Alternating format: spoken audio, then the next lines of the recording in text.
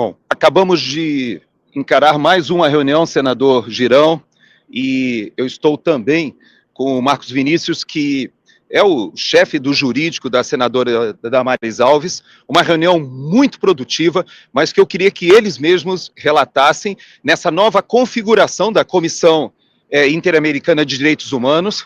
A última vez que nós gravamos exatamente nesse local, nós tínhamos saído de uma reunião muito tensa, em onde eu posso dizer até que fomos hostilizados pela comissão, mas dessa vez eu vi uma recepção completamente diferente nessa nova configuração. O presidente é um jurista mexicano, foi muito cordato, a secretária executiva, fomos muito bem recebidos e houve a atualização. Eu vou começar com o senador Girão, para que ele nos fale como foi essa reunião e qual foi a impressão dele e o que foi apresentado de atualização.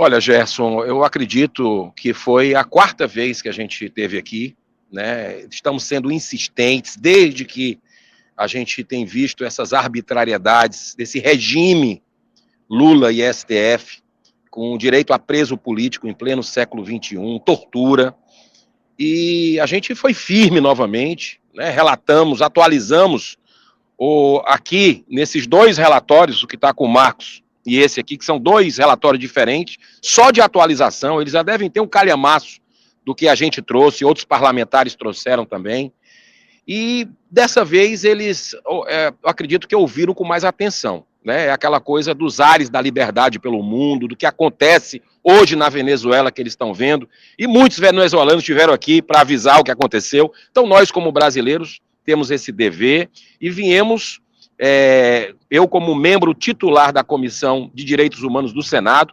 acompanhado aqui pelo chefe jurídico da senadora Damares, que é a presidente da comissão. Nós relatamos os casos da tortura de Bolsonaro, né? Assim como também da questão de 8 presos políticos que estão com comorbidades, com risco de morte, né? E a gente precisa de uma imediata ação aqui da OEA. Então, nós fizemos a petição, conversamos sobre aditamentos, inclusive, que vamos fazer ainda essa semana, e é importante que o brasileiro saiba que nós precisamos continuar, porque água mole em pedra dura, tanto bate até que fura. Doutor Marcos Vinícius, que eu tenho duas questões que eu queria que o senhor compartilhasse e que me chamaram muita atenção. A primeira, da importância dessa nossa vinda aqui, porque descobrimos que há necessidade de apensar toda essa documentação que já foi feita, a autorização dos familiares, inclusive da própria esposa Michele Bolsonaro, para que eles possam tratar essas medidas que foram aqui protocoladas. Esse foi um dado importante, eu sei que o senhor vai providenciar. Mas uma coisa que me chamou a atenção foi que eles têm ciência de que o Brasil é um dos países mais desenvolvidos nos direitos humanos e que, apesar disso, os presos políticos brasileiros estão sendo privados do que é básico e do que é oferecido, inclusive, a traficantes, assassinos no país. O senhor pode atualizar a gente da sua perspectiva jurídica, como o senhor viu essa reunião? Sim, Gerson, eu vejo essa reunião de uma forma muito positiva, porque nós podemos, apesar do Brasil para fora passar essa imagem de que há um pleno exercício de direitos humanos e esse respeito a todo e qualquer cidadão, quando nós trazemos esses relatos, e aqui nós fizemos destaque a exemplo do que aconteceu com o assassino de Marielle Franco, que o próprio ministro Alexandre de Moraes permitiu que ele fosse por uma prisão domiciliar, mas o mesmo ministro não permite que o presidente Bolsonaro, com tantos problemas, e os outros presos políticos, com tantos problemas de saúde comprovados, não tem o mesmo tratamento. Ele não dá o mesmo tratamento que ele dá a um traficante, que ele dá a um assassino, ele não dá o mesmo tratamento ao pessoal que foi envolvido nessa situação de baderna que ocorreu em Brasília, mas nunca um golpe. Enfim, foi importante, então, nós estarmos aqui para trazer essa atualização e esse olhar de que no Brasil essa visão de direitos humanos não é para todas as pessoas. Essa visão de direitos humanos que o Brasil prega é para algumas pessoas, e eles não tinham essa ideia aqui. Não me parece que estavam cientes dessa situação. Outro ponto importante a destacar é a extrema gravidade do quadro de saúde do presidente Bolsonaro, que a Comissão Interamericana não tinha ciência até o momento, e eles têm totais condições de fazerem com que o Brasil cumpra uma medida cautelar que seja exarada por eles, porque o Brasil se submete às decisões da Comissão Interamericana e da própria Corte Interamericana de Direitos Humanos. Então, essa nossa vinda aos Estados Unidos e essa conversa, essa reunião para entregar e relatar e comprovar toda a documentação que nós trouxemos aqui, ela é muito importante para que outras medidas sejam tomadas, para que eles possam decidir com qualidade e com segurança daquilo que nós estamos trazendo para eles, que não são simplesmente meras alegações. Isso é muito importante. De fato, senador, finalizando, eu queria pedir o senhor que me chamou a atenção a contundência com o que o senhor colocou a questão da tortura.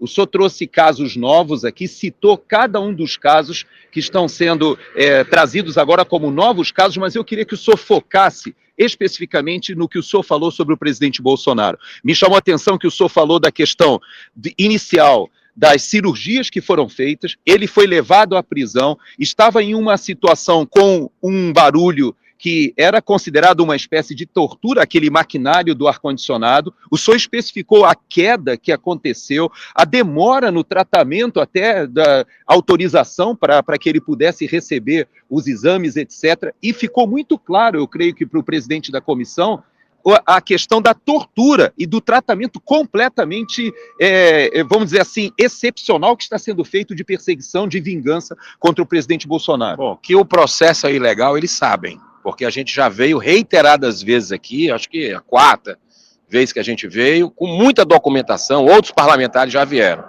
Processo que não teve dupla jurisdição, advogados muitas vezes sem acesso aos autos. O Alexandre de Moraes, ele se diz vítima, ele é hoje quem julga, é o Ministério Público da história, né, é o carcereiro, é isso que nós estamos vendo, né? Então, assim, é uma questão que já virou pessoal. Só que hoje, falando com o presidente novo, né, aqui, que assumiu recentemente, é o doutor Cabaleiro Uchoa, né, e foi muito cordato, como você colocou, um assistente dele e outra que é a secretária-geral da OEA, que esteve conosco hoje, e nós trouxemos fatos novos. O negócio da queda que houve no Bolsonaro agora, no dia 6 de janeiro, é algo, assim, escandaloso, né? A demora de 24 horas para que ele fosse fazer os exames de imagem, né? O Alexandre de Moraes segurando enquanto os médicos pediam isso, ele ficou sem comer esse tempo inteiro de jejum, né? Que pelas facadas, as 12 cirurgias aí que ele fez durante esse período, 12, né? Ele tem uma comida especial, mas nem essa ele pôde comer, né? E não teve autorização, mesmo com sangramento, com a Polícia Federal dizendo que pode ter tido traumatismo craniano, e só foi liberado para fazer no dia seguinte. Então isso não tem outro nome. A gente não pode dourar a pílula, é tortura, né? Então a gente trouxe esse caso aqui, trouxemos documento da Polícia Federal, né, dos médicos do Bolsonaro, e eu acho que a verdade, ela vai tocar o coração dessas pessoas, porque é uma questão de humanidade. Não é de direita, não é de esquerda, não é contra governo, a favor de governo. Aqui é um caso de humanidade que eles têm em outros países e já deram decisões nesse sentido. Então nós vamos mostrar, inclusive, que a tendência política do ministro Alexandre de Moraes, né, o que a gente vê hoje com relação ao tratamento totalmente diferenciado que se tem hoje com o Bolsonaro, é um caso que os filhos do Bolsonaro dão entrevistas, né, e tem essa marcha do Nicolas importantíssima, já vem matéria da Veja dizendo, por exemplo, que isso vai atrasar a domiciliar do Bolsonaro. Então é uma coisa pessoal, não tem outra palavra, isso tem que acabar, essa injustiça tem que acabar. Obrigado, senador. Nós estamos correndo, que nós temos uma agenda agora no Departamento de Estado, que é a segunda parte desses compromissos ainda do final da manhã, início da tarde. Eu sei que só tem encontro com congressistas americanos hoje e a gente está na correria, mas nós vamos informando a vocês durante o dia.